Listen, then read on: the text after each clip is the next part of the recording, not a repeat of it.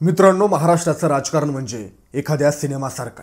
दररोज नवीन वळण, नवीन ट्विस्ट आणि मुख्य म्हणजे कोण कोणासोबत आहे हे कधीच ठाम सांगता येत नाही. आणि सध्या या सिनेमाचा सगळ्यात हॉट सीन सुरू आहे, ठाकरे बंधूंच्या संभाव्य युतीचा. राज्यातील स्थानिक स्वराज्य संस्थांच्या निवडणुकांची घोषणा कधीही होऊ शकते. सगळ्या पक्षांचं मुख्य लक्ष मुंबई महानगरपालिकेकडे आहे, कारण मुंबई म्हणजे केवळ सत्ता नाही तर प्रेस्टिजचं रणांगण आहे. शिवसेनेनं दशकानुदशकं मुंबईवर सत्ता गाजवली, मात्र आता मैदानात उतरली आहे भाजप, एकनाथ शिंदेची शिवसेना आणि आता नव्याने चर्चेत आलेलं राज आणि उद्धव ठाकरेंचं एकत्र समीकरण. हे नाव ऐकल्याबरोबर राजकीय तापमान वाढतंय मित्रांनो. कधी काही एकाच घरात वाढलेले ठाकरे बंधू आज वेगवेगळ्या मार्गाने राजकारण करतात. एकानं म्हणजे उद्धव ठाकरेंनी शिवसेनेचं वारसपण सांभाळलं, तर दुसऱ्या ठाकरेंनी म्हणजेच राज ठाकरेंनी मनसेच्या रूपाने स्वतंत्र वाटचाल खायली. पण अलीकडेच हिंदी भाषेच्या मुद्द्यावर दोघं एकत्र मंचावर आले आणि त्यानंतर राजकीय गोटात खळबळ उडाली. लोक विचारायला लागले, हे काहीतरी मोठं घडतंय का? गेल्या काही महिन्यांपासून दोघांच्या भेटीगाठी वाढल्या, संवाद वाढला आणि आता चर्चा सुरू आहे, ठाकरे बंधू पुन्हा एकत्र येऊ शकतात, किंबहुना दोनही ठाकरे बंधू एकत्र येणार हे उभ्या महाराष्ट्राला आता माहीत झालं. जर असं झालं तर महाराष्ट्राचं राजकारण पूर्णपणे बदलून जाईल. एका बाजूला ठाकरे बंधूंच्या जवळकीच्या चर्चेनं वातावरण तापलं असतानाच भाजप आणि एकनाथ शिंदे यांच्या नेतृत्वाखालील शिवसेना मात्र मैदानात आपला गड मजबूत करत आहे.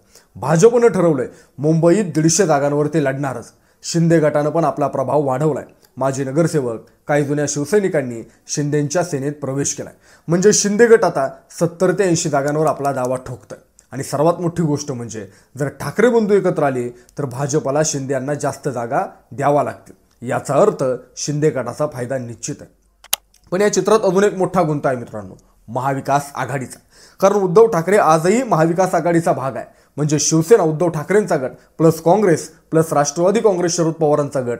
पण आता जर उद्धव ठाकरे राज ठाकरेंसोबत आले तर काँग्रेस आणि राष्ट्रवादी यांची काय भूमिका राहील?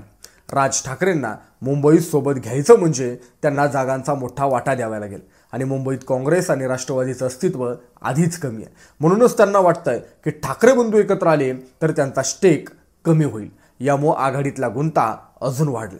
काँग्रेस आणि राष्ट्रवादी दोन्ही पक्ष विचारत आहेत, आपण ठाकरे बंधूंसोबत जावं की स्वतंत्र रस्ता घ्यावा.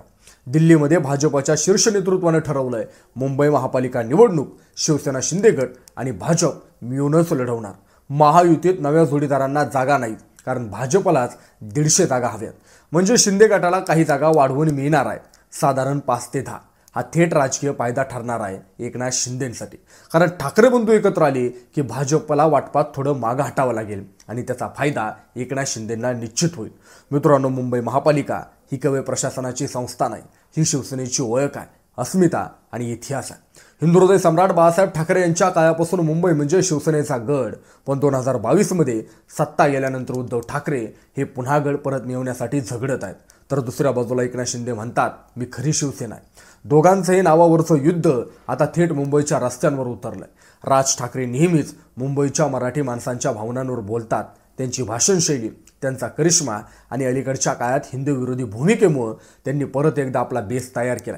जर उद्धव ठाकरे आणि राज ठाकरेंनी एकत्र येऊन निवडणूक लढवली तर मराठी मतांचं एकत्रीकरण होऊ शकतं.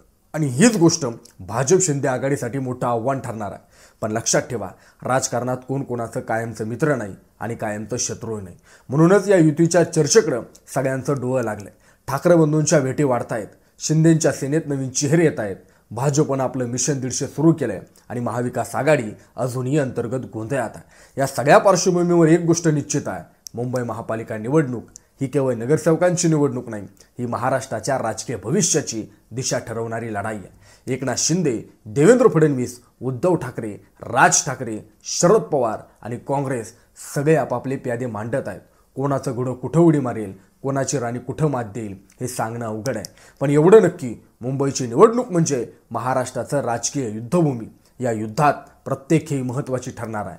महाराष्ट्र वार्तावर अशाच वेगवेगळ्या राजकीय विश्लेषण ऐकत राहा, कारण इथं आम्ही सांगतो राजकारणाच्या पडद्यामागचं खरं चित्र.